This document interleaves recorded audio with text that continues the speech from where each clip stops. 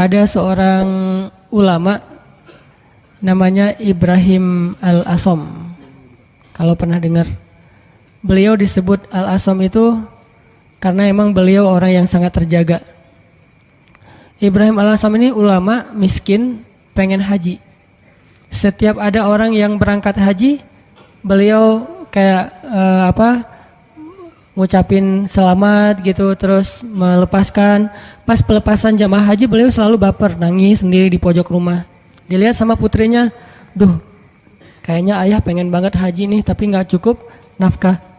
Anaknya yang putri yang paling sulung nanya, "Pah, kenapa sih papa nggak haji aja?" Kata Ibrahim Al-Asom, "Nak, kalau ayah haji, terus yang nafkahin kalian siapa? Biaya haji mungkin murah, tapi nafkahnya siapa? Sementara istrinya, keluarganya nggak ada yang nafkahin selain suaminya ini, orang tua." Akhirnya anaknya bilang, "Allah yang menafkahi kami. Berangkatlah wahai ayah, serahkan kami kepada yang lebih baik daripada ayah, yaitu Allah." Terus anaknya nanya, "Ayah itu pemberi rezeki atau pemakan rezeki?" Ini anak luar biasa nih. Ayah itu pemberi rezeki atau pemakan rezeki? Ayahnya bilang, "Pemakan rezeki, sama seperti kamu dan yang lain." "Ya kalau gitu serahkan kami kepada pemberi rezeki. Berangkat wahai ayah." Beneran. "Ibu gimana?" "Udah ibu biar aku aja yang ngobrol sama ibu mah. Biarin ayah berangkat haji, nanti biar Allah yang jaga kita." Setelah dibujuk akhirnya setuju. Berangkat nih Ibrahim Al-Asom. Berangkat. Di tengah jalan berdoa, "Ya Allah, saya titipkan keluarga saya kepada Engkau. Engkau sebaik-baik yang menjaga, yang memelihara. Saya aja Engkau pelihara, apalagi keluarga saya." Akhirnya berangkat. Hari pertama nafkah yang disiapin sama ayah mereka masih cukup. Hari kedua, hari ketiga, hari keempat mulai kurang nih. Udah nggak cukup makanannya, rotinya habis. Cuma ada air putih doang, korma udah habis. Mulailah ibunya mengeluh kepada anak yang perempuan. "Nih gara-gara kamu nih, gara-gara kamu akhirnya ayah berangkat. Terus kita gimana, nasib kita gimana, dan seterusnya ngeluh." Anaknya nanya lagi kepada ibunya, "Mah, ayah kita itu pemakan rezeki atau pemberi rezeki?" Kata mahnya, "Ya pemakan rezeki sama dengan kita, tapi kan tetap harus ikhtiar." "Ya udah kalau gitu, pemakan rezeki telah pergi, sedangkan pemberi rezeki terus menjaga kita." Allah kan nggak pergi, yang pergi itu yang makan rezeki. Allah nggak pergi. Jadi tenang aja mah, sabar sedikit. Karena kalau Allah mau ngasih kejutan, Allah biasanya suka ngasih ujian dulu. Kenapa dikasih ujian? Supaya Allah ngelihat kita tuh pantas nggak sih dapat kejutan dari Allah. Ini penting nih ya. Kalau Allah pengen ngasih kita surprise, Allah biasanya nguji dikit. Kenapa diuji? Karena Allah pengen lihat kita tuh pantas nggak sih dapat surprise yang luar biasa dari Allah. Kalau kita bersabar, Allah kasih tuh kejutan yang luar biasa. Sabar mah, sabar. Gak lama kemudian lewatlah satu rombongan dari raja, rombongan pangerannya lewat berburu kehabisan air. Akhirnya ada satu pengawal datang ke rumah Ibrahim Al-Asom, ngetuk pintu minta tolong diberikan air. "Assalamualaikum." "Waalaikumsalam. Saya rombongan pangeran, kita kekurangan air, boleh minta air dari sumur kalian?" Kata istrinya, "Boleh, silakan ambil aja sesukanya." Air berlimpah, akhirnya ngambil, dibawa ke pangeran. Sampai di rombongan pangeran ini mereka minum, airnya manis. Nggak seperti air sumur yang lain, kayak dikasih gula gitu, manis banget airnya. "Ini air kok manis?" Akhirnya pangerannya heran, "Nih kamu dapat dari sumur mana sih, kok airnya kok rasanya manis dan segar gitu. Kayak es teh manis lah pokoknya ya, airnya manis, segar, habis makan warung Padang kan es teh." Akhirnya mereka balik ke rumah itu, tanya, "Ini rumah siapa?" "Ini rumah Ibrahim Al-Asom." "Oh, Ibrahim Al-Asom selebgram itu gitu." Kan terkenal Ibrahim Al-Asom waktu itu jadi selebgram, semua orang tahu, tapi nggak tahu wajahnya, cuma tahu namanya, nama besar lah ya. "Oh, Ibrahim Al-Asom ulama besar itu, ahli tasawuf." Ya, seperti yang orang-orang sering ngomong-ngomong. "Oh, kalau gitu kami merasa terhormat bisa minum air yang berkah dari rumahnya Ibrahim Al-Asom." "Wah, ibu kemana?" "Ibrahim Al-Asom lagi berangkat haji." "Apa yang kalian butuhkan?" "Allah yang mencukupkan segala kebutuhan kami." Kan harga diri ya, nggak mau mengemis. Akhirnya pangeran ini ngomong ke semua menteri, "Keluarkan semua barang-barang berharga kalian, serahkan kepada keluarga Ibrahim Al-Asom sebagai bentuk terima kasih karena udah nolong kita ngasih air." Akhirnya mereka ngasih emas segala macam berpeti-peti gitu, taruh di rumah Ibrahim Al-Asom dan mereka melanjutkan perjalanan. Setelah mereka pergi, anak perempuan ini bilang lagi, "Mah, ayah itu pemakan rezeki atau pemberi rezeki?" "Wah, pemakan rezeki." Allah yang semangat sekarang. Mamanya udah semakin yakin. Ayahnya pulang, harta itu belum habis. Selama beberapa tahun mereka bisa makan tanpa harus bersusah payah. Nah ini artinya tingkat keyakinan kepada Allah itu setelah ikhtiar pastinya memberi kita kejutan-kejutan yang kita nggak pernah bisa ngebayangin. Nah dalam hidup kita kadang-kadang harus berani bertaruh karena Allah. Kan kita sering gambling karena manusia kan? Kita gambling ngutang ke satu perusahaan yang nanti bayarnya lebih mahal, lebih bertambah, kita ngutang 10 juta, bayarnya jadi 13 juta, kita gambling, ketutup lah, orang saya nanti untungnya sekian-sekian, gambling kan? Kenapa kita berani gambling kepada makhluk yang bahkan tidak ada niat baik untuk menolong kita, tetapi kita tidak berani gambling kepada Allah yang bahkan berjanji pasti akan menolong kita selama kita di jalannya. Kenapa nggak berani gambling kepada Allah?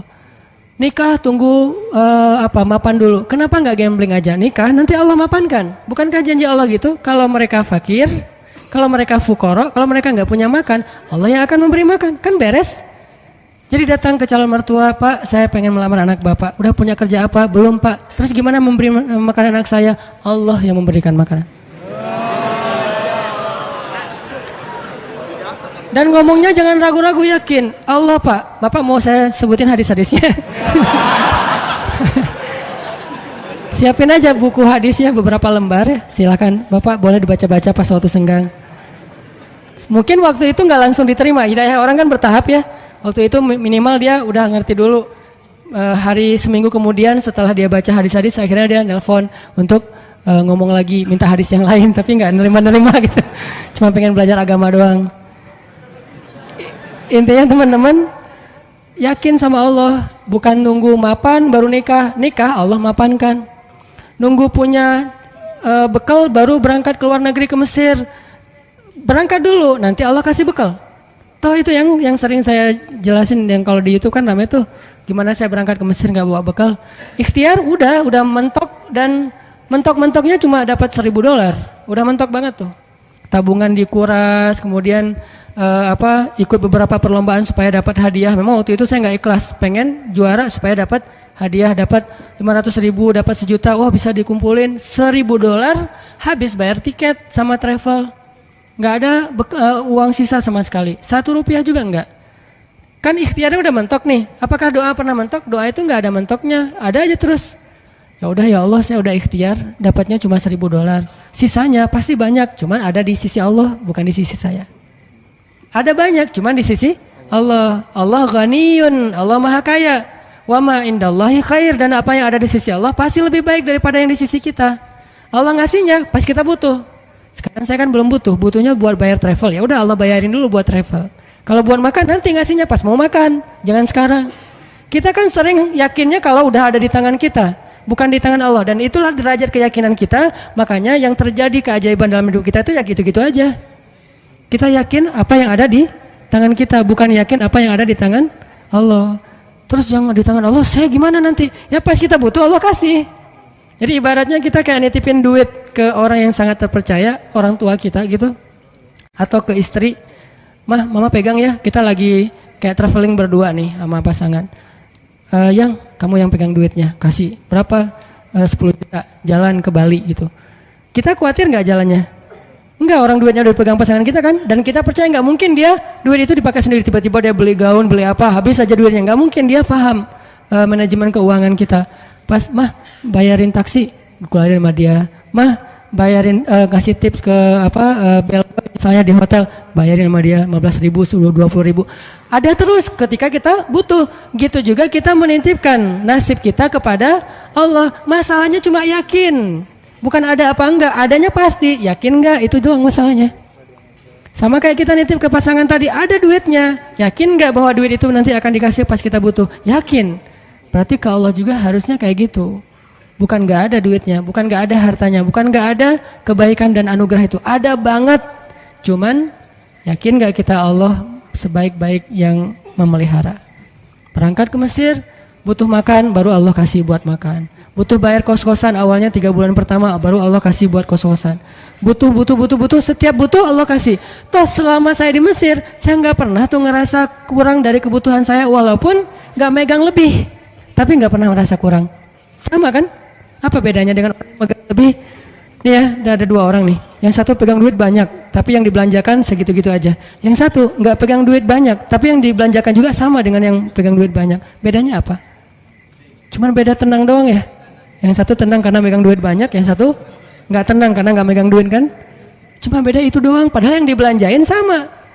Kalau nggak punya duit nanti mau beli sesuatu yang mahal gimana? Ya berdoa aja minta yang mahal. Ya Allah, pengennya sih Alphard, duit nggak ada. Kita kan baru berani milih barang mahal kalau kita punya duit banyak kan? Kenapa nggak berdoa yang mahal walaupun kita nggak punya duit? Di situ belajar iman, belajar yakin sama Allah, belajar la ilaha illallah. Saya dulu pas mau beli rumah, memangnya saya punya duit? Yang saya juga cerita tuh, duitnya berapa? Cuma 30 juta. Rumah yang dicari 300 juta. Rumah yang didapat 700 juta. Coba gimana tuh? Logikanya nggak masuk. Tapi yakin aja sama Allah, jalan aja tuh, jalan-jalan. Azan asar, Allahu Akbar, Allahu Akbar, Allah Maha Besar. Masuk ke masjid, sholat. Nggak kepikiran juga habis sholat dapat rumah. Kalau kepikiran mungkin nggak dapat kan? Kepikirannya Allah yang panggil. Nih bos manggil nih, nggak boleh ditunda-tunda kan? Bos yang manggil, datang. Sholat, habis sholat ketemu jemaah. Ustadz lagi ngapain? Nggak, lagi jalan-jalan. Senyum-senyum malu gitu. Jalan-jalan kok jauh-jauh ke sini, daerah Cimahi pelosok gitu. Nggak, lagi nyari rumah pak. Kebetulan Ustadz saya juga lagi jual rumah 700 juta, ada yang minta, saya nggak lepas. Senyum aja. 700 nggak dilepas, apalagi 300. Nggak pak, saya nyari-nyari yang kecil-kecil aja, yang 2 kamar buat saya sama anak. Oh udah Ustadz lihat aja dulu, siapa tahu berubah pikiran. Nggak apa-apa, makasih gitu. Pulang nih, malam dia telepon lagi, Ustadz please besok datang ya. Ini benar ya kata Nabi, kalau kita nggak mencari dunia, dunia tuh ngejar-ngejar kayak memelas gitu, begging ke kita tuh. Bayangin dunia begging. Please Ustadz datang, please Ustadz ambil saya, kata si rumah teh. Rumahnya minta begging ke saya supaya saya tinggal di situ. Ya saya mah orangnya biasa-biasa aja. Karena nggak yakin kalau itu bisa gitu ya. Ya udah karena menghargai dia datang besoknya. Bukan untuk ngelihat rumah, menghargai orang yang meminta. Datang pas ngelihat garasinya muat 3 mobil, makin nggak mungkin. Ada kolam renang anak, makin nggak mungkin. Kamarnya 10, wah nggak mungkin. Gimana Ustadz, kata dia, rumahnya besar ya pak. Gitu doang basa-basi. Gimana Ustadz, tertarik? Ya siapa nggak tertarik rumah kayak gini, tapi saya nggak nyari yang kayak gini-gini pak. Males ngerawatnya, nyapunya susah. Gitu. Alasan gitu. Udah Ustadz, sanggupnya berapa? Saya nyarinya yang 300 juta sih pak. Udah ambil aja Ustadz. 300 juta langsung ambil. Saya baru bilang cuman duitnya 30 juta. Mungkin dia nggak enak juga mau ngomong, Ustadz ngomong dari tadi kayak gitu ya. Saya duitnya cuma 30 juta pak, boleh nggak saya cari dulu cicilan kemana gitu. Saya lagi nyari-nyari yang finance syariah untuk cicil. Udah Ustadz nggak usah gitu-gitu, ribet. Udah nyicil ke saya aja kalau Ustadz ada duit. Berapa lama nih? Ya terserah Ustadz. Mau setahun, 2 tahun, 10 tahun, terserah Ustadz deh. Alhamdulillah sampai setahun lunas. Allah kasih rezeki. Yang tadinya kita tuh nggak punya rezeki sebanyak itu untuk bisa ngelunasin utang besar. Tapi begitu Allah kasih kesempatan, bukan sengaja mau berhutang, Allah mudahkan, ya udah. Akhirnya ada aja jalan. Saya usaha awalnya jual beli pulsa gitu kan, ada 60 cabang pulsa dulu di Bandung, belum ada Indomaret, Alfamart. Terus mulai naik lagi jual beli mobil bekas, mulai naik lagi main di properti sedikit-sedikit, nggak banyak, nggak gede sih. Tapi di situ Allah ternyata benar ya, kalau kita mintanya ke Allah, Allah Maha Kaya, bisa ngasih lebih dari yang bisa dikasih oleh manusia. Kalau minta ke manusia, minta banyak-banyak amat sih, kan gitu kan ya. Minta ke perusahaan finance, pasti dia minta jaminan. Jaminannya dia akan ngasih maksimal setengah dari harga anggunan yang kita gadaikan. Itu artinya kita selama ini belum bisa tenang, belum bisa tumakninah kalau belum ngelihat materi itu di kantong kita, di saldo kita. Seolah-olah kalau itu di tangan Allah nggak ada. Itu masalah kita. Masalah kita di situ teman-teman. Seolah-olah kalau masih di tangan Allah itu belum ada. Padahal di tangan Allah itu lebih ada daripada di tangan kita. Kenapa? Di tangan Allah itu nggak akan raib. Nggak ada yang bisa nyolong di tangan Allah. Di tangan kita banyak yang bisa nyolong. Di tangan Allah itu nggak mungkin diambil orang, dicopet, dijambret, nggak mungkin. Di tangan kita gampang banget dijambret. Di tangan Allah nggak mungkin salah ngitung, di tangan kita gampang salah ngitung. Di tangan Allah nggak mungkin mubazir, sia-sia, salah penggunaan. Di tangan kita mungkin banget salah digunain. Akhirnya mubazir, sia-sia. Artinya apa yang di tangan Allah khair. Wa ma indallahi khair, benar-benar lebih baik. Cuman Allah kenapa nggak nunjukin fisiknya? Karena Allah nggak pengen kita melihat itu dengan mata kita. Allah pengen kita melihat itu dengan hati dan iman kita. Jadi yang bisa mendapatkan apa yang di tangan Allah itu hanya orang yang bisa ngelihatnya dengan iman dan hatinya, bukan dengan matanya. Kalau kita cuma ngandelin mata terus menerus, berarti yang kita akan alami dalam hidup itu hanya yang terlihat saja. Yang tadi saya bilang logis dan ilmiah, dan itu nggak ajaib. Walaupun itu juga hal-hal aja sih, baik-baik aja buat kita. Tapi kan kita pengen naik level lebih baik, lebih enjoy lagi dengan hidup. Berarti kita harus belajar menggunakan mata batin. Dan mata batin ini adalah iman. Mata batin ini basirah. Mata batin ini adalah tazkiyatun nufus. Mata batin ini adalah al-qalb. Hatinya. Al-fiqhu fiqhul qalb. Pemahamannya bukan pemahaman fikiran. Pemahamannya fiqhul qalb. Fiqhul qulub, difahami dengan hati. Itu teman-teman dalam segala urusan, mau kerjaan, mau skripsi, mau kuliah, mau jodoh, mau apapun, gunakan bukan hanya mata fisik kita untuk melihat kayak nggak ada tanda-tandanya nih. Mungkin di sini nggak kelihatan, tapi di sini Allah yang mendatangkan. Tiba-tiba ada keajaiban terjadi dalam kehidupan kita. Dan saya sering ngalamin yang kayak gitu-gitu tuh sering banget. Termasuk ketika dapat musibah. Kalau kita tahu bahwa kalau kita dapat musibah dan kita ridho, bukan ikhlas ya. Kalau ikhlas kan ibadah. Kalau musibah namanya ridho. Walaupun orang Indonesia suka bilang yang ikhlas ya, bukan yang ikhlas, yang ridho ya gitu. Kalau kita ridho dengan satu musibah lalu kita serahin sama Allah, Allah tuh gantiin yang lebih banyak loh. Masalahnya kita nggak yakin. Dapat musibah langsung panik, langsung putus asa. Harusnya pas dapat musibah, tetap kita ikhtiar untuk menyelesaikan masalah kita, mencari jalan keluar, mengambil kembali hak kita. Tapi itu jangan sampai mengalahkan porsi kita meminta kepada Allah gantinya yang lebih baik. Begitu dapat musibah, ini bukan cuma antara kita dengan orang, tapi antara kita dengan Allah. Ya udah, kalau lo curang sama gua, ya Allah beri saya yang lebih baik daripada yang sudah hilang dari saya. Allahumma ajurni fi musibati wa khlufli khairam minha. Langsung Allah ganti. Dan itu janji Rasul. Mana pernah Rasulullah berdusta? Tidaklah orang berdoa dengan doa itu ketika musibah, kecuali Allah akan memberikan gantinya yang lebih baik untuk dia. Tapi kita harus benar-benar yakin dan bijaksana. Maksud bijaksana sini, jangan mendikte Allah harus seperti yang kita pengenin. Karena Allah ngasih yang lebih baik, nggak mungkin yang lebih kurang. Minimal sama atau lebih baik, nggak mungkin kurang dari itu. Doa. Saya pernah mobil saya diserempet orang, terus orangnya pergi. Saya ini ternyata untuk benerin mobil yang keserempet itu 1,5 juta. Langsung doa waktu itu juga, pas lagi kena musibah, jangan tunggu marah dulu beberapa hari baru doa. Saat itu juga, Allahumma ajurni fi musibati wa khluf li khairan minha. Orangnya udah nggak ketahuan di mana, nggak bisa ngejar lagi. Tapi saya udah rugi 1,5 juta. Gimana nih ya Allah, beri saya ganti yang lebih baik. Seminggu kemudian Allah ganti 15 juta. Benar kan? 10 kali lipat 15 juta. Dan itu bukan sedekah, bukan pemberian orang yang kasihan. Allah kasih jalan mungkin lewat usaha apa, lewat penghasilan apa, lewat untung dari mana. Yang jelas halal. Dan itu 15 juta 10 kali lipat. HP saya jatuh. HP waktu itu harga yang punya pertama harga 2 juta.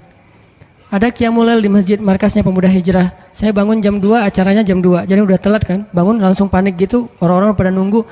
Miss call udah 15 gitu, banyak banget. Ustaz di mana aja? Akhirnya panik, wudu. Karena panik pakai baju segala macam, HP jatuh dan kacanya langsung pecah dan gak bisa dipakai. Saat itu juga saya doa, ya Allah beri saya ganti yang lebih baik darinya. Berangkat ke masjid. Paginya Allah ganti dengan Note 5 yang waktu itu harganya 10 juta. Gimana caranya? Allah punya banyak cara. Ada aja. Tiba-tiba ada usaha ini yang mungkin untung sedikit, dari sini ada apa, ada yang hadiah atau ada apa. Banyak banget subulana, jalan-jalan kami. Tinggal minta aja sama Allah. Sehingga kalau kita yakin dengan ini, begitu diputusin, kita adik kakak aja ya, nggak apa-apa. Langsung nih. Kan dalam kondisi kayak gitu kayaknya kita lagi ngejos banget ya imannya. Doanya lagi khusyuk banget tuh. Sholat aja nangis-nangis kan. Padahal imam tuh belum baca ayat, kita udah nangis. Allahu Akbar. Takbirnya aja khusyuk, coba subhanallah itu. Kalau lagi diputusin emang gitu banget sih sholatnya. Pernah gak sih ngerasain? Gak pernah ya. Pokoknya waktu yang paling enak berdoa itu lagi habis diputusin. Habis rugi, pokoknya lagi banyak masalah tuh doanya enak banget tuh. Tilawah Al-Quran baru alif lam mim udah nangis. Belum juga ayatnya la uqsimu biyaumil qiyamah tentang al-haqqah, enggak, bukan ayat-ayat kiamat. Alif lam mim doang. Atau nun nangis, nun doang nangis. Satu huruf gitu ya. Jadi dalam kondisi yang lagi sangat lemah, itu kondisi sebetulnya spiritual kita lagi sangat kuat. Jadi secara fisik atau secara emosi kita lagi lemah-lemahnya, di saat yang sama berarti spiritual kita lagi kuat-kuatnya. Gunakan kesempatan itu. Biasanya kalau emosinya lagi stabil, lagi nyaman, spiritualnya lemah. Seringnya tuh kayak gitu kan. Lagi nggak ada masalah, lagi nyaman nih, semuanya kayaknya asik-asik aja. Kita doa juga, Rabbana atina fid dunya hasanah. Ada yang lebih parah, ya Allah samain aja deh dengan yang sebelah gitu kan. Saking malesnya berdoa, doa sholat juga bacanya yang standar-standar aja, al-ikhlas. Karena cuma itu yang ikhlas, yang lain nggak ikhlas. Tapi begitu emosional kita lemah, di waktu yang sama, spiritual kita langsung kuat. Entah kayak gimana, itu mungkin fitrah manusia ya. Asal emosionalnya lemah langsung kuat. Dan itu spontan kadang-kadang teman-teman. Saya dulu pernah tinggal di rumah kontrakan di sebelah,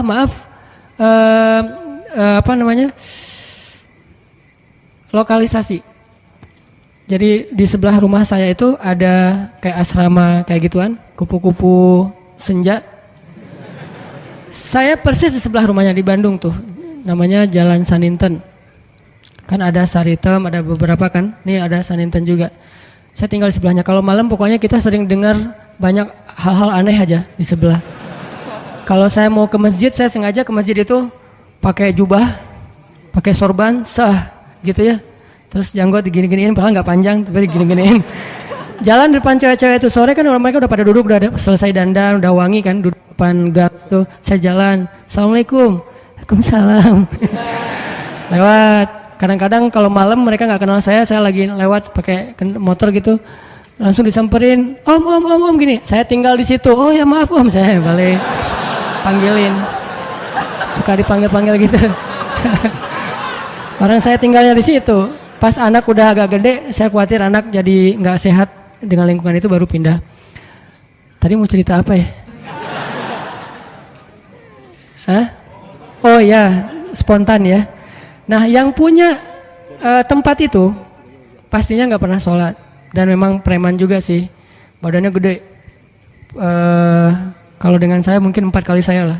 Gede banget pokoknya, gede banget orangnya, tinggi besar dan nggak ada yang berani sama dia. Ada gempa waktu itu di Bandung, siang-siang gempa, dia lagi tidur di atas, biasa tidur pagi gitu, jam 10 pagi tidur. Pas gempa dia langsung loncat ke bawah, Allahu Akbar, Allahu Akbar. Saya kira ada demo apa gitu, dia takbir sendiri. Allahu Akbar, takbir, coba bayangin. Berarti kan spontanitas fitrah manusia itu ketika emosionalnya terganggu, spiritualnya naik kan. Dan itu kesempatan kita untuk kembali ke Allah banget tuh. Karena untuk dapetin spiritual yang sengejos itu, kalau normal susah, kita harus benar-benar ikhtiar. Tapi kalau lagi emosional kita drop, di sisi yang lain, sisi baiknya Allah langsung naikin spiritual kita. Tapi kalau kita abaikan, dua-duanya drop, habis kita. Jangan abaikan. Dia langsung takbir, Allahu Akbar, Allahu Akbar. Saya gempa, keluar semuanya dari rumah, takut runtuh. Pas udah beres gempa, ketawa-ketawa lagi gitu pada ngobrol. Itu terjadi. Dan keluarga saya juga ada yang kejadian pas tsunami dulu di Aceh, kan saya dari Aceh. Tsunami di Aceh itu ada keluarga saya. Dia nggak sholat subuh. Pagi itu hari Ahad kan, tanggal 26 Desember 2014. 2004 mah diputusin sih. Enggak lah, udah lama. 2004 gitu ya. Nah, hari itu ada salah satu keluarga saya, dia nggak sholat subuh. Biasa, bukan waktu itu doang nggak sholat subuh, biasa dia nggak sholat subuh. Gempanya kalau nggak salah jam 9 apa jam 8, sejam kemudian tsunami.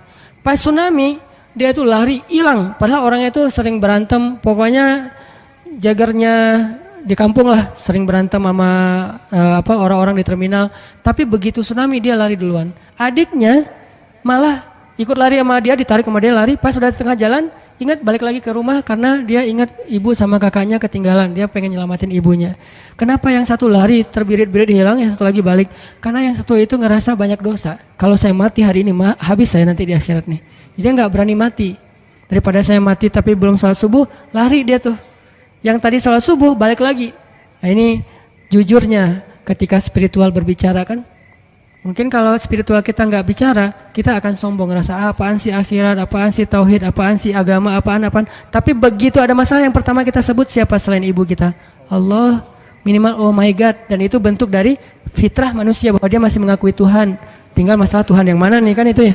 Tapi masih mengakui Tuhan. Ketika fitrah dan spiritual kita bicara, harusnya kita dengar dan itulah ucapan yang paling benar.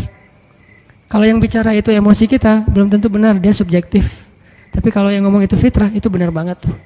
Sehingga teman-teman gunakan kesempatan pas lagi dapat musibah, ya Allah, angkat kedua tangan kita, doa kepada Allah, mulai dengan memuji Allah, kemudian salawat kepada Rasulullah, minta yang setinggi-tingginya nggak masalah. Karena kalau Allah nggak ngasih di dunia kayak gitu, Allah kasih kayak gitu di akhirat, bahkan lebih baik dari itu. Apa sih ruginya kita minta, ya Allah beri saya Ferrari. Ini yang nggak tahu diri nih mintanya Ferrari gitu. Tapi kan minta ke Allah nggak masalah. Dan kita yakin kalau nggak dikasih Ferrari di dunia, minimal dikasih Ferrari di akhirat. Bangkit dari kubur, ada Ferrari. Halusinasi, ternyata dia belum meninggal, mimpi gitu. Bangkit dari kubur, datang kendaraan nih. Dan benar-benar kan di akhirat ada kendaraan kan. Cuman bahasa hadisnya kendaraan dari cahaya, kendaraan dari amal soleh. Tapi bahasanya kendaraan. Dan kita akan mengendarai kendaraan itu untuk bisa ngelakuin touring sepanjang Padang Mahsyar. Padang Mahsyar tuh touringnya capek banget loh. Itu touring paling heboh tuh. Di mana pusat Padang Mahsyar teman-teman? Palestina. Hari ketika manusia disidang, dibangkitkan, spot bangkitnya, meeting pointnya, itu Palestina. Makanya di dalam Al-Quran Allah menyebutkan Palestina itu dengan istilah Yauma yunadil munadi mim makanin qarib.